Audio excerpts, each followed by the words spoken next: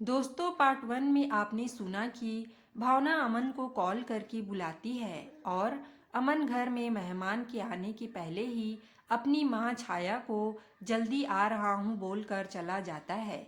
किंतु अमन मेहमान वापस चले जाने के बाद बहुत देर बाद आया और अपने रूम में जाके सो गया। माँ के कुछ पूछने पर पहली बार अमन ने माँ को खरी खोटी सुना दिया। माँ चुपचाप चली जाती है। कुछ देर बाद भावना फोन करके 2 लाख का मांग करती है, जिससे अमन को बहुत टेंशन हो जाता है। फिर थोड़ी देर बाद फिर फोन आता है, जिससे अमन बिना देखे भावना समझकर खड़ी खोटी सुना देता है। किंतु वह कॉल उसकी मंगेतर रागनी की होती है, जो सब कुछ बातें सुन लेती है। अब आगे। छाया अपने कमरे में यह सोच सोचकर करवटें बदल रही थी कि आखिर अमन को हो क्या गया है, क्यों वह इस तरह से सबसे व्यवहार करने लगा है। रागनी भी पूछना चाहती थी उससे कि कोई समस्या है तो बताए, साथ मिलकर सुलझा लेंगे। लेकिन अमन कैसे बताए किसी को कि वह एक बहुत बड़ी मुसीबत में फंस चुका है, जिससे वह चाहकर भी बाहर नहीं निकल पा रहा है। काश काश मैं समय को पलट पाता, काश मैं उस भावना का असली रूप देख पाता, तो आज मेरी जिंदगी कुछ और ही होती।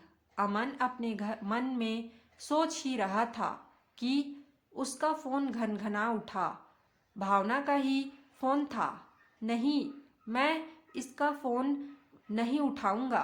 फोन को घूरते हुए अमन बड़बड़ाया, लेकिन अंजाम के डर से उसने फोन उठा लिया। इतनी देर लगती है तुम्हें फोन उठाने में? भावना घुर्राई।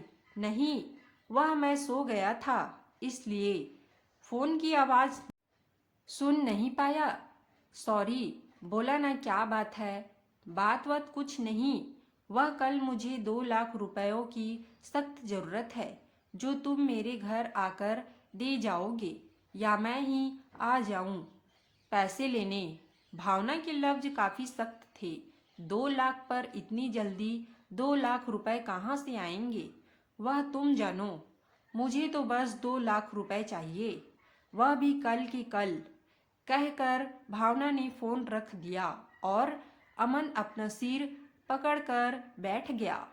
मन तो किया उसका अपनी माँ की गोद में सिर रखकर खूब रोए और कहे कि अब उसे नहीं जीना है, मर जाना चाहता है वह। मगर छाया हाई बीपी की मरीज है, इसलिए वह अपने आंसुओं को खुद ही पीता रहा घंटों तक। रागनी से भी वह कुछ नहीं बता सकता था, क्योंकि हो सकता है यह सब जानने के बाद वह उससे शादी करने से मना कर दे, और वह रागनी को किसी भी हाल में खोना नहीं चाहता था। अपने ही गम में डूबे कब अमन की आंखें लग गई और कब सुबह हुई उसे पता ही नहीं चला। घड़ी में देखा तो सुबह के 7 बज रहे थे। रात में ठीक से नींद न आने के कारण उसका सिर दर्द से फटा जा रहा था, इसलिए अपनी आंखें बंद कर वह सोने की कोशिश करने ही लगा कि उसका फोन घनघना उठा। उसे लगा भावना का ही फोन है, इसलिए झल्ला कर बोला, आखिर तुम चाहती क्या हो? बोलो ना। क्यों तुम मुझे चैन से जीने देना नहीं चाहती? एक काम करो, बंदूक लाओ और मार दो। रागनी चौंकी, क्योंकि फोन पर वही थी, लेकिन उसने सिर्फ इतना ही कहा, अमन, मैं रागनी बोल रही हूँ। रागनी, तुम, मुझे लगा कि मेरे बॉस का फोन है। बताओ, इतनी सुबह सुबह क्यों फोन किया? तुम ठीक हो? हाँ, मैं तो ठीक हूँ। वह मैंने इसलिए फोन किया कि भैया भाभी चाहते हैं अगर हमारी शादी अगले महीने के फर्स्ट वीक में हो जाती तो सही होता, क्योंकि फिर इतनी दूर अमेरिका से तुरंत आना उनके लिए पॉसिबल नहीं हो पाएगा ना। हाँ, वह कल हमारी बात नहीं हो पाई, इस बारे में सोच रहा हूँ। ऑफिस से सीधे तुम्हारे घर ही आ जाऊंगा। भैया तो रहेंगे ना? हाँ हाँ, भैया घर पर ही रहेंगे, तुम आ जाओ। रागिनी पूछना चाहती थी कि कोई परेशानी तो नहीं है उसे, लेकिन पूछ नहीं पाई। ओके, फिर हम शाम को मिलते हैं। अमन फोन रख लेता ही था कि देखा छाया चाय की ट्रे लिए खड़ी है। वह हड़बड़ाकर उठ खड़ा हुआ और हाथ से चाय की ट्रे लेने की कोशिश करने ही लगा, मगर छाया खुद ही चाय की ट्रे टेबल पर रख पानी का खाली जग लेकर वहां से चलती बनी।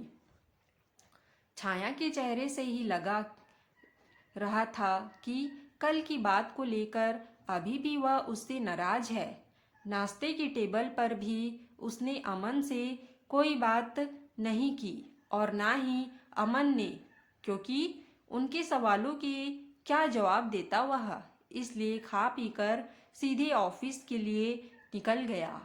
आज शाम ऑफिस से लौटते हुए अमन को रागिनी के घर जाना था, उसके भैया भाभी से मिलने, लेकिन वह तो खुद ही रात के 12 बजे घर लौटा।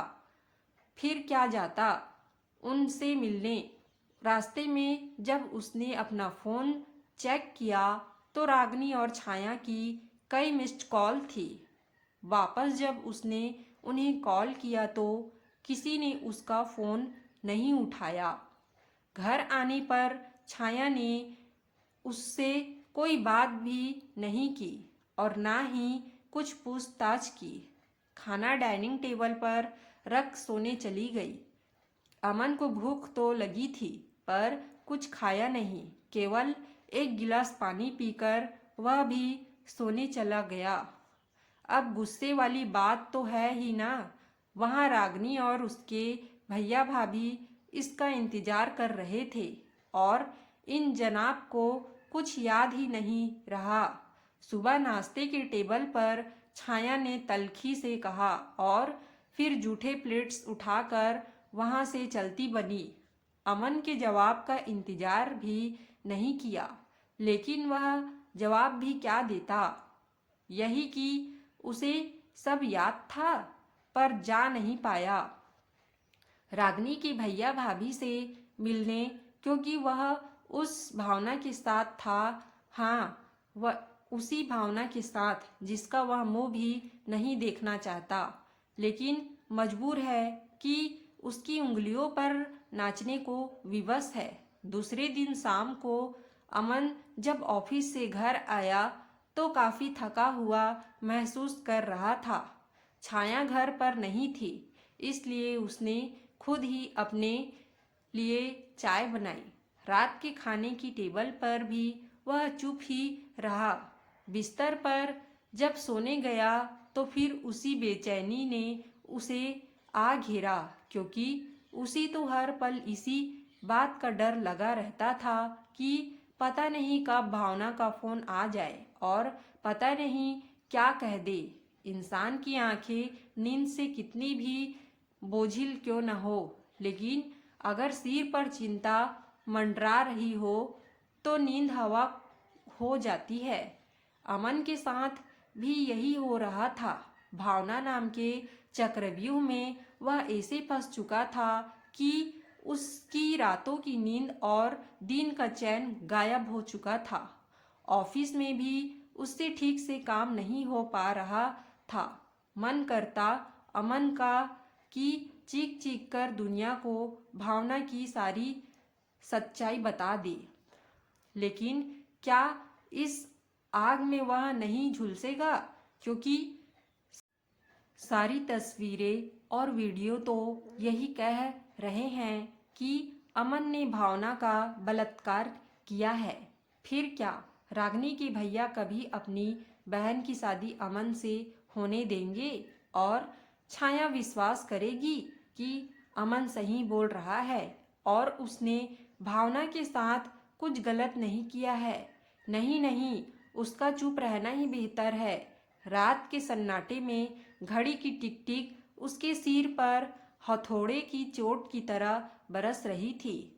मन तो कर रहा था उसका कि घड़ी की बैटरी निकाल कर फेंक दे ताकि वह बजना बंद हो जाए। सोचता काश समय पीछे आ जाता तो वह सब कुछ ठीक कर देता, लेकिन यह कहाँ संभव था।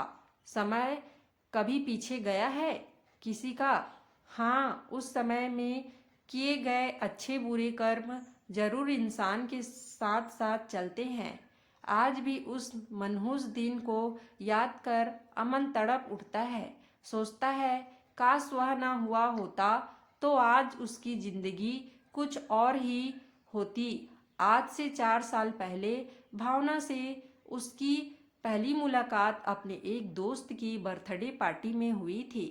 शॉर्ट ड्रेस में इतनी खूबसूरत लड़की को देखकर मन चला, अमन का मन मचल उठा था। लेकिन जब अचानक से वह पार्टी के बीच से ही गायब हो गई तो उसका मन उदास हो गया। पूछने पर अमन के दोस्त ने बताया कि वह लड़की यानी भावना उसके ही ऑफिस में काम करती है। अभी पिछले महीने ही इंदौर से ट्रांसफ़र होकर वह दिल्ली आई है। उसके बारे में अमन और भी बहुत कुछ जानना चाहता था, मगर दोस्त से पूछते नहीं बना। घर आकर भी वह उसके ही ख्यालों में खो गया। सुबह जब नींद खुली तो भावना का ही मुस्कुराता चेहरा नजर आया उसे, लेकिन ना तो उसके पास भावना का कोई फ़ोन नंबर था और ना ही उसके घर का अता पता ही कि वह उससे कांटेक्ट कर पाता। उस दिन संडे की छुट्टी से उब कर जब वह मॉल पहुंचा तो भावना को वहां देखकर उसकी आंखें चमक उठी। बिना कुछ सोचे समझे लपक कर वह उसके करीब आ गया और बोला, हाय, आप वही हैं ना? मेरे दोस्त संतोष की बर्थडे पार्टी में मिले थे।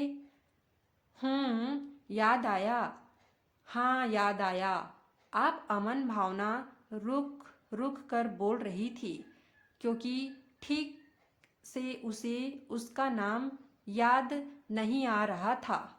हाँ, मैं अमन सिंह ठाकुर। बड़ी गर्मजोशी के साथ अमन ने अपना हाथ आगे बढ़ाया। उसकी बात पर भावना मुस्कुरा कर बोल पड़ी, नाम ही काफ़ी है, सरनेम बताने की ज़रूरत नहीं है। उसकी बात पर अमन बुरी तरह से झेप गया। बोला, I think you are right. और सरनेम में रखा ही क्या है, रखा तो नाम में है। उसकी बात पर भावना खिलखिलाकर हंस पड़ी तो अमन भी हंसने लगा। उस दिन के बाद से दोनों अच्छे दोस्त बन गए। उनकी रोज फ़ोन पर बातें और मुलाकातें होने लगी। दोस्तों, यह छोटी सी कहानी आपको कैसी लगी कमेंट्स करके ज़रूर बताना। और हाँ, हमारे चैनल को लाइक और सब्सक्राइब करना ना भूलें। हम ऐसे ही मज़ेदार कहानियाँ आपके लिए लेकर आते रहेंगे। धन्यवाद।